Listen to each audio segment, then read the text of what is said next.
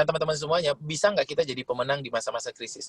Nah, saya mencatat begini, teman-teman. Ketika terjadi perubahan, terjadi cracking, ya, terjadi perubahan, ada krisis seperti ini, ada beberapa orang yang kehidupannya berubah, yang tadinya mungkin dia punya omset di garis tertentu, tiba-tiba turun. Dia punya kehidupan, tiba-tiba berubah. Bisnisnya berubah, kehidupannya berubah. Tiba-tiba berubah. Tiba-tiba turun gitu. Nah, ada orang-orang yang dia cepat untuk naik lagi.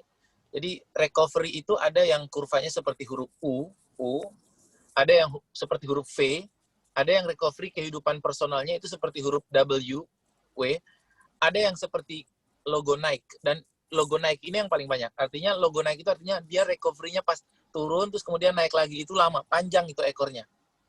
Jadi recovery orang itu berbeda-beda. Tapi ada juga yang nggak recovery, ada juga yang turun terus. Nah, yang perlu kita ketahui bahwa di masa corona seperti ini atau di masa krisis seperti ini, ada beberapa jenis bisnis yang memang akan potensial loser, potensial bangkrut, potensial kalah, potensial hancur. Dan ada beberapa bisnis yang akan potensial rise, potensial win. Bisnis-bisnis yang akan berat di masa-masa corona seperti ini, satu bisnis di bidang pendidikan.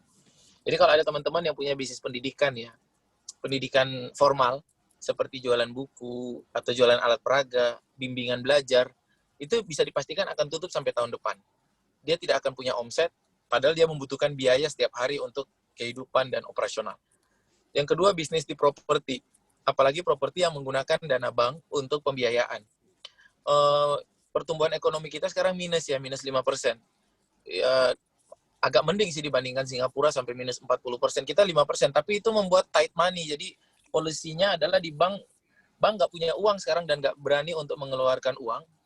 Karena mereka di satu sisi NPL-nya juga, non-perform loan-nya juga jadi tinggi. Artinya cicilan orang yang nyicil itu, gimana bahasanya? Cicilan orang itu pada macet semua gitu. Jadi nggak ada uang, sedangkan mereka juga nggak ada uang masuk setoran ke bank, sedangkan mereka juga nggak dapat uang.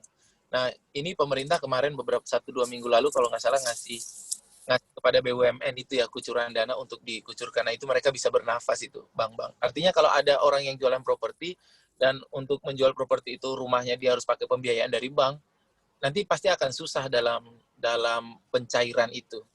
Jadi bisnis properti akan sangat lesu, sangat hancur. Jadi kalau teman-teman ada di bisnis bimbel atau bisnis properti atau bisnis tour and travel misalnya, ini akan sangat hancur. Mungkin tetap ada aktivitas, tapi untuk menutupi operasional saja ini akan sangat berat.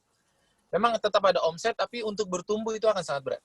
Kalau mau bertumbuh dengan wasilah atau dengan sarana bisnis-bisnis yang tadi saya sampaikan, bisnis pendidikan, bisnis properti, bisnis tour and travel, bisnis tourism, hotel teman-teman, ini juga akan masih sangat berat. Taunya tourism, pesawat, saya naik pesawat bolak-balik, maskapai banyak yang mengurangi armada atau mengurangi jumlah pesawat yang beroperasi, dan itu akan berat, sangat berat. Padahal mereka cicilannya banyak ya. Taunya tourism itu turun. Umroh hancur. Haji hancur. Kalau ditanya, masih banyak kok orang yang mau umroh. Oh, banyak banget, semua orang. Tapi pertanyaannya, bisa nggak umroh? Nggak bisa. Artinya sebagai perusahaan umroh, mungkin kita akan mendapatkan list nama orang yang mau umroh. Tapi apakah itu bisa jadi omset? Enggak. Padahal kita butuh omset, butuh uang. Kita nggak bisa makan itu list gitu ya. Jadi itu perusahaan-perusahaan dan beberapa perusahaan yang lain itu di potensial loss. Tapi kita harus ingat bahwa Allah Subhanahu wa taala mengatakan dalam surat Al-Insyirah, fa inna ma'al usri yusran. Bersamaan dengan kesulitan itu ada kemudahan-kemudahan. Maka kalau ada yang potensial loss, maka pasti ada yang potensial rise. Selama ada peradaban, selama ada manusia, maka selalu akan ada pertukaran, selalu ada barter, selalu ada bisnis. Bisnis tidak akan pernah mati selama ada peradaban. Artinya, kalau ada yang turun, berarti pasti ada yang naik.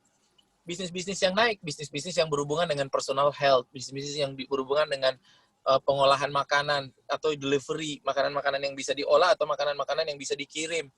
Terus bisnis yang berhubungan dengan apalagi yang rise, herbal, kesehatan, itu semua akan rise. Nah, banyak orang yang dia ketika sekarang masa krisis, dia punya bisnis tuh, bisnisnya berada di kuadran yang turun. Tapi dia nggak ngapa-ngapain, dia tetap aja memperjuangkan, dia nggak learning new skill, dia nggak mempelajari hal baru, dia nggak mencoba produk baru, dia nggak melakukan terobosan, dia tetap aja gitu. Maka kehidupannya akan turun terus.